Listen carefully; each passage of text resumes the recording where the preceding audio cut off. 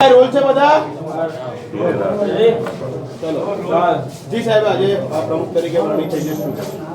ગુજરાત પ્રદેશ Bharatiya Janata party દ્વારા આજરોજ મારી આણંદ જિલ્લા ભારતીય જનતા પાર્ટીના પ્રમુખ તરીકે વરણી થઈ છે। તે બદલ હું ગુજરાત પ્રદેશ ભાજપનું સમગ્ર નેતૃત્વ, આણંદ જિલ્લાની ભારતીય જનતા પાર્ટીના બૂથના કાર્યકર્તાથી શરૂ કરીને મારા જિલ્લા પ્રમુખ ચૂંટાયેલા સૌ સદસ્યોનો હૃદયપૂર્વક ખૂબ ખૂબ ખૂબ આભાર માનું છું।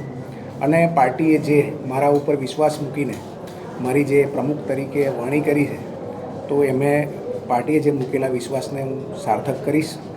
અને આણંદ જિલ્લાની અંદર અત્યારે ભારતીય જનતા પાર્ટીનું કામ, લોકોનો વિશ્વાસ સંપાદન કરવાનું કામ સમગ્ર આણંદ જિલ્લાના બૂથ લેવલના કાર્યકર્તાથી શરૂ કરીને જિલ્લા કક્ષાના, પ્રદેશ કક્ષાના તમામ મહાનુભાવોએ પરિશ્રમની પરાકાષ્ઠા કરીને જે કર્યું છે એમાં ચોક્કસ અમે આગળ વધારીશું। જ્યાં હજુ સુધી પણ ભારતીય જનતા પાર્ટી નથી પહોંચી એ જગ્યાએ અમે પહોંચાડીશું।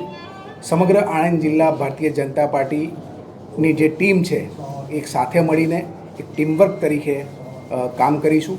ગુજરાતમાં ભારતીય જનતા પાર્ટીની સરકાર છે, કેન્દ્રમાં પણ ભારતીય જનતા પાર્ટીની આદરણીય પ્રધાનમંત્રી શ્રી નરેન્દ્રભાઈ મોદીના નેતૃત્વવાળી જે સરકાર છે, એના વિકાસના કામો જે છે એ છેવાડાના વ્યક્તિ સુધી સંગઠન અને ચૂંટાયેલા વ્યક્તિઓ દ્વારા પહોંચે એના માટેના તમામ પ્રયત્નો અમારી ટીમ દ્વારા કરવામાં આવશે। જૂની જે ટીમ છે, લાલસીભાઈથી શરૂ કરીને બબલભાઈ, દીપકભાઈ, મહેશભાઈ, વિપુલભાઈ, રાજુભાઈ, એ બધા જ લોકોએ પોતાના સમયકાળ દરમિયાન સર્વશ્રેષ્ઠ કામગીરી કરી છે।